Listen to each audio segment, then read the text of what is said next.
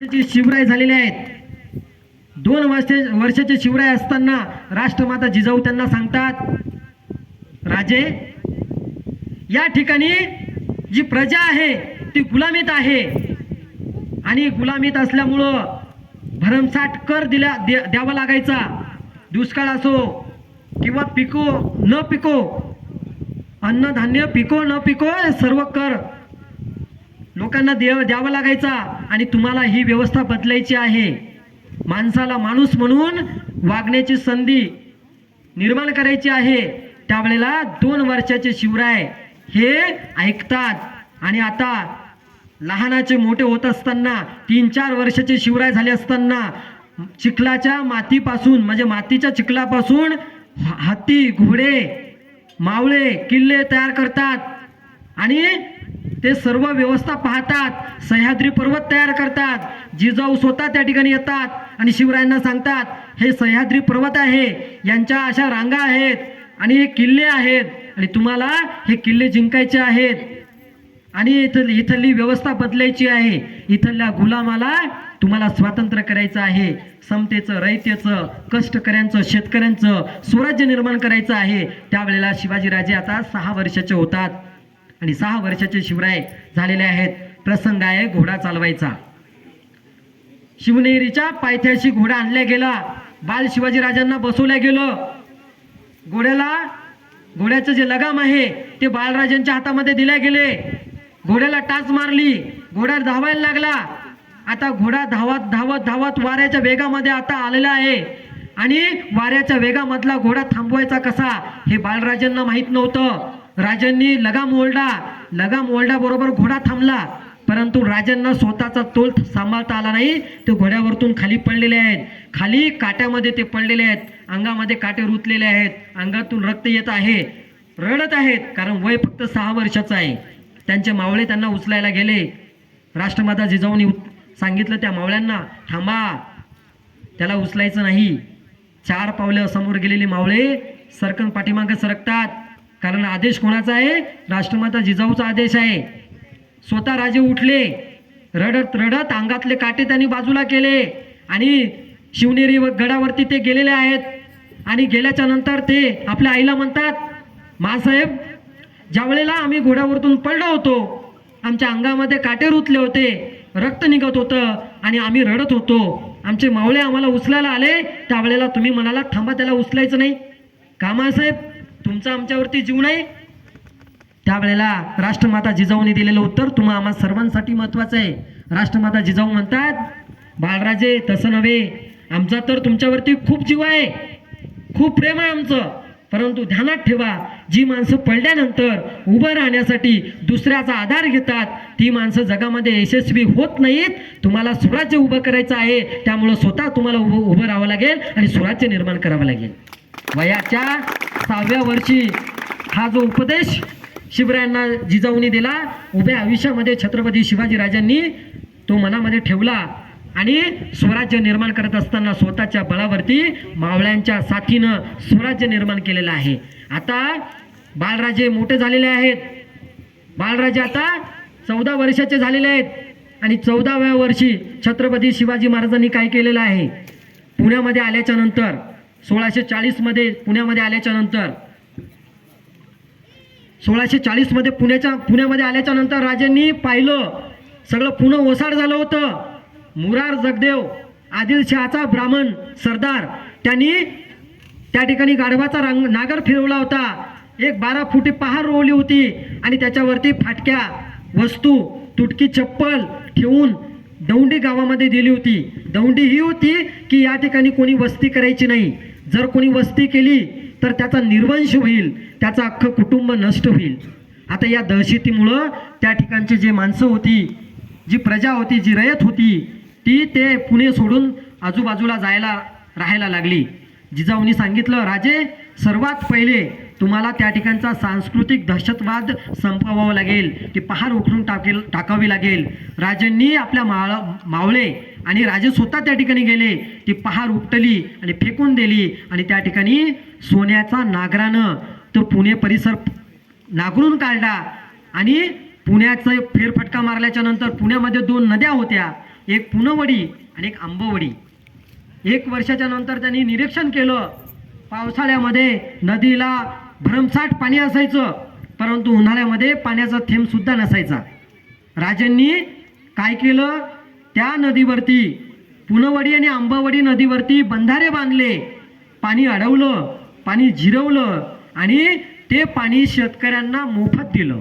आणि शेतकऱ्यांना मोफत मिळाल्यामुळं शेतकरी सुखी झाला, सदन झाला आणि आपल्या जे काही आलेलं अन्नधान्य आहे त्याच्यातून राजांना स्वतः शेतकरी स्वखुशीनं शेतसारा देत होते. आणि राजे सुद्धा काय करायचे, शेतकऱ्यांना ज्या शेतकऱ्यांना आवताची व्यवस्था नाही त्यांना आऊत देत होते.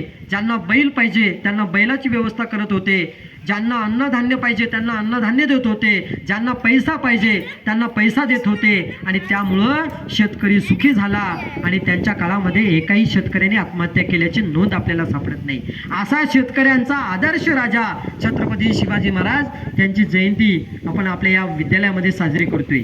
आता शिवराय 14 वर्षाचे झाल्याच्या नंतर पहिला GR काढला. पुण्याच्या परिसरामध्ये रांझा नावाचं एक गाव आहे, त्या गावामध्ये एक पाटील होता. आणि त्या पाटलानं काय केलं, एका मुलीवरती अत्याचार केला आणि त्या मुलीला मारून टाकलं. ही गोष्ट ज्या वेळेला राजांना कळाली, आपले जे माणसं होती, मावळे होते, त्यांना त्या पाटलाकडे पाठवलं आणि त्या पाटलाच्या मुसक्या बांधून आणायला लावलं. मुसक्या म्हणजे काय, बैलाला मुसकं लावतात बघा, म्हणजे त्यानं चारा खाऊ नये म्हणून. तसं बांधून त्याला आणलं. आणि त्या पाटलाला पहिला प्रश्न केला राजांनी की पाटील, आमच्या कानावरती जी घटना ऐकू आली ती खरी आहे का? त्यावेळेला तो पाटील म्हणाला, हो खरी आहे, मी गुन्हा केलेला आहे, पण तुम्ही मला शिक्षा देऊ शकत नाही कारण मी तुम्हाला राजा मानत नाही. त्यावेळेला राजांनी काय केलं, शिक्षा फरमावली की याचे हातपाय तोडा, याचे डोळे काढा आणि याला आजच्याच दिवशी देहदंड द्या. बांधवांनो, झालं काय, भर रस्त्यामध्ये त्याला बांधलं गेलं, त्याचे हातपाय कलम केले गेले, त्याचा चौरंग केला गेला. आणि ही जेव्हा घटना आजूबाजूच्या परिसरामध्ये सर्वांना कळाली त्यावेळेला सर्वांना विश्वास आला की आपल्यासाठी, आपल्या गरिबांसाठी, आपल्या कष्टकऱ्यांसाठी, आपल्या शेतकऱ्यांसाठी जर कोणी काम करत असेल तर ते लोकराजे छत्रपती शिवराय आहेत. आणि म्हणून सगळे लोक शिवरायांसोबत जोडले गेले. 18 पगड जातीतील 12 बलुतेदार, 18 पगड जातीतील लोक शिवरायांना जोडले गेले. शिवरायांनी सुद्धा जातपात पाहिली नाही, सर्वांना काय केलेलं आहे, मावळा या शब्दामध्ये जोडल्या गेलेला आहे. शिवरायांसोबत मुस्लिम होते, शिवरायांसोबत मराठा होते, शिवरायांसोबत शीख होते, शिवरायांसोबत तेली, माळी, साळी, धनगर, हटकर सगळे 18 पगड जातीतील 12 बलुतेदार जे आपण म्हणतो ते सगळेच्या सगळे होते. आणि शिवरायांनी सर्वांना विश्वास दिला. का? कारण शिवरायांचा जो विश्वास होता ते शिवरायांनी जनतेला सांगितलं की तुमच्या जीवाला सुद्धा मी धोका पोहोचू देणार नाही. शिवरायांसोबत जे मावळे होते ते 12 महिने मावळे नव्हते, पावसाळ्यामध्ये ते शेतकरी होते, पावसाळ्यामध्ये शेती करायचे. आणि ज्या वेळेला पावसाळा संपेल त्यावेळेला ते सैनिक म्हणून हातामध्ये तलवार घ्यायचे आणि स्वराज्याचा मावळा म्हणून लढायचे. आता आपल्याकडे असं म्हणतात की छत्रपती शिवराय फक्त मुस्लिमांच्या विरोधात लढले, चूक आहे. शिवराय स्वतःच्या जातीच्या विरोधात सुद्धा त्यांनी युद्ध केलेले आहेत. जावळीचे चंद्रराव मोरे नात्यानं मामा लागायचे. त्या चंद्रराव मोरे यांच्याकडे 10,000 सैनिक होते आणि त्या 10,000 सैनिकाच्या जोरावरती आजूबाजूच्या परिसरामध्ये त्यांनी दहशत निर्माण केली होती. आणि त्या दहशतीच्या खाली दुप्पट चौपट शेतसारा शेतकऱ्यांकडून वसूल करायचा आणि शेतकऱ्यांची पिळवणूक करायचा. शिवरायांनी त्यांना पत्र पाठवलं, स्वराज्याचं काम आम्ही हाती घेतलेलं आहे, तुम्ही स्वराज्याला मदत करा. त्यावेळेला त्या जावळीच्या चंद्रराव मोरेंनी उद्धट पत्र पाठवलं, आम्ही तुम्हाला राजा मानत नाही, पण तुम्हाला जर आमच्या सोबत युद्ध करायची हौस असेल आणि आता जर तुम्ही जेवण करत असाल तर हात न धुता आमच्याकडे या, आमच्या इथं या, हात धुवा, हातामध्ये तलवार घ्या आणि माझ्यासोबत युद्ध करा. काय केलं, नात्यानं मामा लागायचा सोडून दिलं का? नाही, सैन्य घेतलं आणि 1 महिन्याच्या आतमध्ये अख्खं जावळीचं खोरं स्वराज्यामध्ये दाखल केलं. चंद्रराव मोरे नात्यानं मामा लागायचे, त्या मामाच्या विरोधात सुद्धा शिवरायांनी तलवार हातामध्ये घेतलेली आहे. म्हणजे वेळ प्रसंगी जातीच्या लोकांसोबत सुद्धा शिवरायांनी युद्ध केलेलं आहे, हे आपल्याला या ठिकाणी सांगणं गरजेचं आहे. आता छत्रपती शिवराय यांनी स्वराज्य उभं करत असताना पहिला किल्ला ताब्यात घेतलेला आहे, कोंढाणा किल्ला, आणि त्याचं नाव तोरणागड असं नामकरण त्या ठिकाणी केलेलं आहे. स्वराज्याचं तोरण बांधलं म्हणून त्या गडाचं नाव तोरणा किल्ला ठेवलं. आणि आता शिवराय अगदी परिपूर्ण झालेले आहेत, ज्यांच्यामध्ये राजकारण भरलेलं आहे, समाजकारण निर्माण झालेलं आहे. ह्या सर्व गोष्टी ज्या वेळेला छत्रपती शिवरायांच्या मनामध्ये तयार झालेल्या आहेत, त्यावेळेला छत्रपती शिवरायांनी आता आपलं जे स्वराज्य आहे ते वाढवायला सुरुवात केलेली आहे. आणि एकदा पुण्यामध्ये त्यांनी आईसाहेब जिजाऊ यांच्यासोबत फेरफटका मारला. एक लग्नाची वरात चालत होती. त्या वरातीच्या समोर एक मुलगा दांडपट्टा चालवायचा आणि बाकीचे लोक त्याच्या अंगावरती लिंबाचा वर्षाव करायची, लिंब फेकायची, लिंबू. आणि मग तो मुलगा 10-12 फूट उंच उडी मारायचा आणि दोन्ही हाताने दांडपट्टा चालवायचा आणि एका लिंबाचे 2-3 लिंब तयार करायचा. छत्रपती शिवरायांना नवल वाटलं. शिवरायांनी त्याला बोलवलं आणि त्याला पहिला प्रश्न केला, तुमचं नाव काय? त्यावेळेला त्यांनी सांगितलं, माझं नाव जीवा महाले. हे तुम्ही कशासाठी करता? तो म्हणाला, माझ्या पोटासाठी करतो. मी ह्या उड्या मारल्याच्या नंतर लोक मला पैसे देतात आणि त्या पैशावरती माझं कुटुंब चालतं, माझे आई वडील, माझ्या घरचे सर्व यांचं पोट भरतं. त्यावेळेला तिसरा प्रश्न शिवरायांनी त्यांना केला, तुम्ही स्वराज्यामध्ये येसाल का? त्यावेळेला जीवा महालेंनी उत्तर दिलं की मी स्वराज्यामध्ये येतो, पण माझ्या पोटाचा जर प्रश्न तुम्ही मिटवला तर मी तुमच्या सोबत यायला तयार आहे. राजांनी काय केलं, त्याला सोबत घेतलं. त्यांच्या घरामध्ये वर्षभर पुरेल एवढं अन्नधान्य पाठवलं आणि त्याला स्वराज्याच्या कामामध्ये सामील करून घेतलं, मावळा म्हणून दाखल केलं. आणि काय केलं, त्याला फक्त सराव करायला लावला. किती वर्ष सराव केला? 20 वर्ष. 20 वर्षामध्ये त्याला एकदा सुद्धा लढायला नेलं नाही. घरामध्ये त्या एका गडावरती सराव करायला सुरुवात केली. आणि त्याचा वापर कधी केला, त्याला युद्धामध्ये कधी घेऊन गेले? 10 नोव्हेंबर 1659ला ज्यावेळेला प्रतापगडाच्या पायथ्याला अफजल खान आला आणि अफजल खानासोबत सय्यद बंडा होता. तो 10 फूट उंच उडी मारायचा आणि त्यावेळेला एक आपला अंगरक्षक म्हणून जीवा महालेंना सोबत घेऊन गेले. आणि शामियानामध्ये गेले असताना शिवरायांसोबत त्यांचा वकील काजी हैदर, छत्रपती शिवाजी महाराज, त्यांचा अंगरक्षक जीवा महाले आणि अफजल खानासोबत त्याचा वकील कृष्णा भास्कर कुलकर्णी, अफजल खान आणि सय्यद बंडा अंगरक्षक, असे 3 व्यक्ती, इकडले 3 आणि इकडले 3. ज्यावेळेला शिवराय आतमध्ये शामियानामध्ये गेले, अगोदरच त्या ठिकाणी सय्यद बंडा आलेला होता. आल्याच्या नंतर गळाभेट झाली. गळाभेट होत असताना छत्रपती शिवरायांची जी मान आहे तर ती अफजल खानाने आपल्या या हातामध्ये पकडली आणि दाबायला सुरुवात केली. आणि एका हाताने हातामध्ये जो तलवार आणली होती ती छत्रपती शिवरायांच्या पाठीवरती अशी मारलेली आहे, पण अंगामध्ये चिलकत होतं. बांधवांनो, छत्रपती शिवाजी महाराजांना कायमचं संपवण्यासाठी अफजल खान स्वराज्यामध्ये आलेला आहे.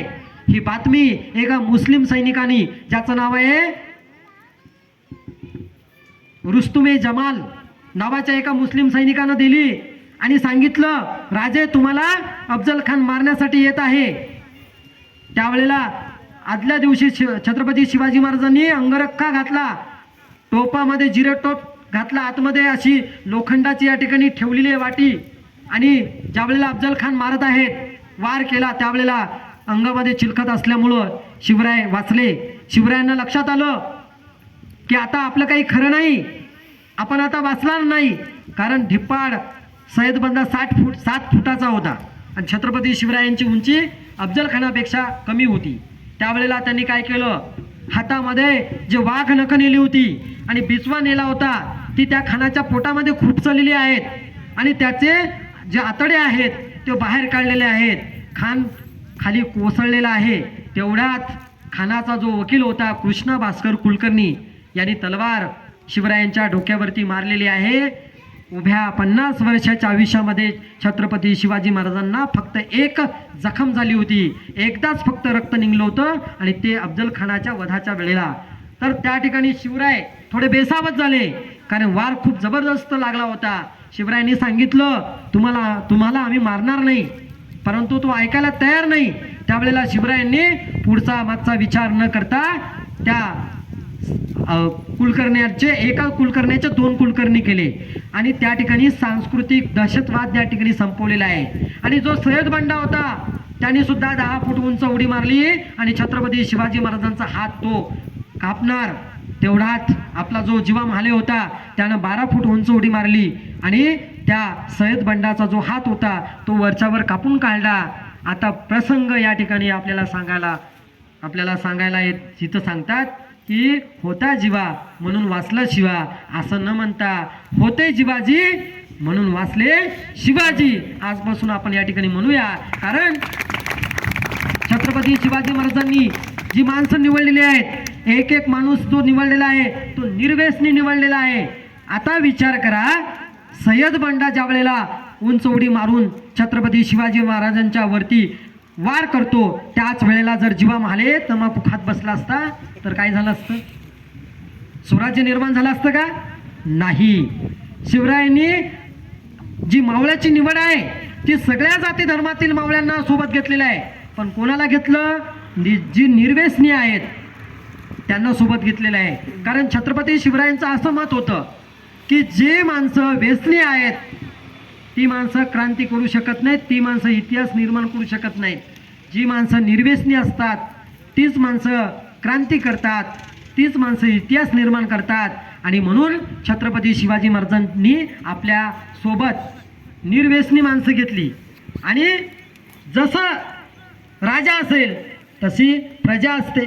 छत्रपती शिवाजी महाराजांना सुद्धा 50 वर्षाच्या आयुष्यामध्ये सुपारीच्या खंडाचं व्यसन नव्हतं, साध्या सुपारीच्या खंडाचं. आणि म्हणून हे स्वराज्य निर्माण करता आलं. ही गोष्ट आपल्याला इतिहासामधून घेणं गरजेचं आहे. शिवरायांच्या शिवचरित्रातून निर्व्यसनीपणा घेणं गरजेचं आहे. कारण राष्ट्रमाता जिजाऊ आणि शहाजीराजे त्यांनी एक गोष्ट सांगितली, तुम्हाला सर्वांना माहिती आहे,